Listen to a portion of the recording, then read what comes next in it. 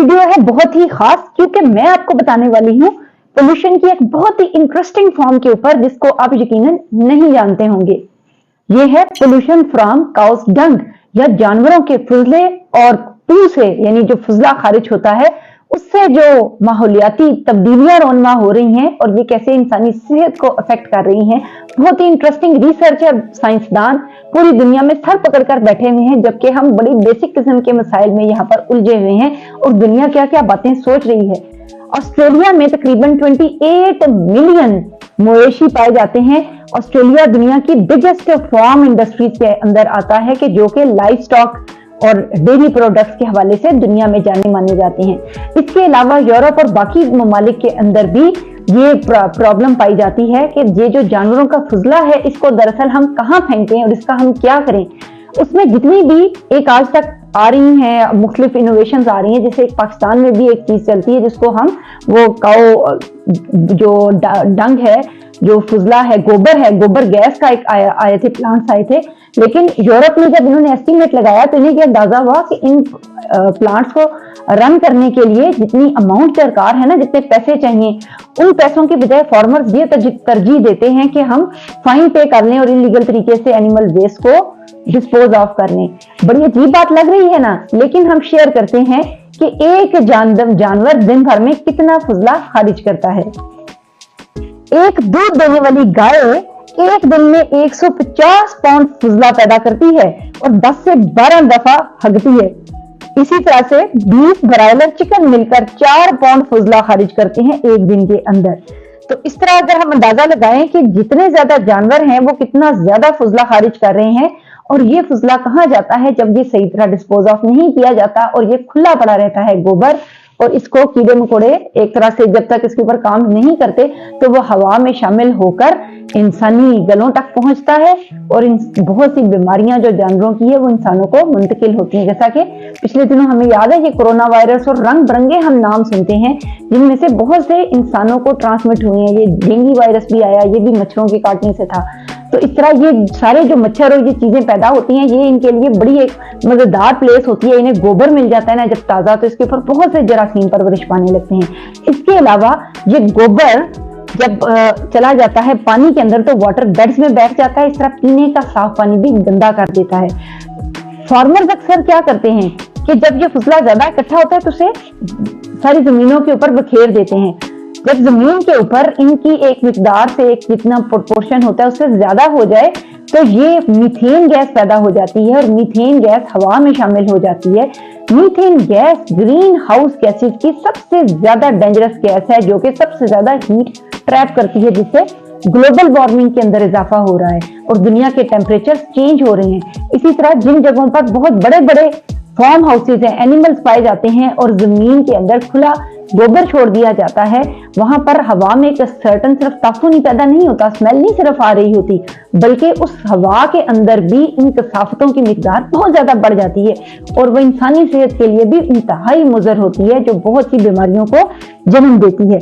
अच्छा, जब ये कहीं पर भी ना बड़े बड़े फार्म हाउसेस होते हैं, जैसे यूरोप में तो तकरीबन सेंट्रलाइज्ड फार्म्स का ही रिवाज है कि जहां पर एक बहुत बड़ा फार्म होगा और वहीं पर ही सारे एनिमल्स रखे जाएंगे। ऑस्ट्रेलिया में जैसे बहुत बड़े इलेक्ट्रिक फार्म्स हैं जहां पर एक तरह से जदीद पैमाने पर सारे काम हो रहे हैं, लेकिन वो भी बहुत मुश्किल में है और नहीं काबू पा रहे हैं कि इस फुजले का हम दरअसल क्या करें। अच्छा, ये जब 10-20 साल हो जाते हैं ऐसे फार्म्स को डेवलप हुए, तो उस 20 सालों के अंदर वो लोग जो इंडस्ट्रियल एरिया में या फार्मलैंड एरियाज में रह रहे हैं, उनके ऊपर जब रिसर्च की गई तो पता चला कि 80% उन लोगों को सांस की जो बीमारियां हैं उनकी रिपोर्ट्स ज्यादा हुई हैं, यानी वो लोग सांस की बीमारियों का शिकार हुए हैं जो कि एक्सपोज होते हैं ऐसे इन्वायरमेंट से। तो दरअसल यहाँ से भी हमें इंडिकेशन मिलती है कि नाइट्रोजन गैस, फास्फोरस और मीथेन गैस और इस किस्म की हार्मफुल गैसेस की मिकदार हवा में बढ़ जाती है, जिसको इन लोगों ने यकीनन इनहेल किया होगा और वो बीमार हो गए होंगे।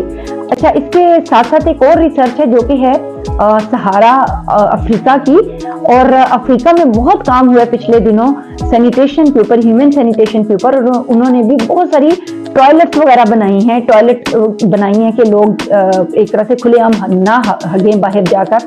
इंडिया में बहुत काम हुआ है जहाँ पर टॉयलेट्स के ऊपर पूरे इलेक्शंस विन हुए हैं, याद है ना आपको। लेकिन रिसर्च क्या कहती है, साइंस डायरेक्ट की रिसर्च के मुताबिक ओवरऑल ह्यूमन हेल्थ की इंप्रूवमेंट नहीं वाकया हो सकी ह्यूमन सैनिटेशन के जो मेजर्स लिए गए थे उसकी वजह से।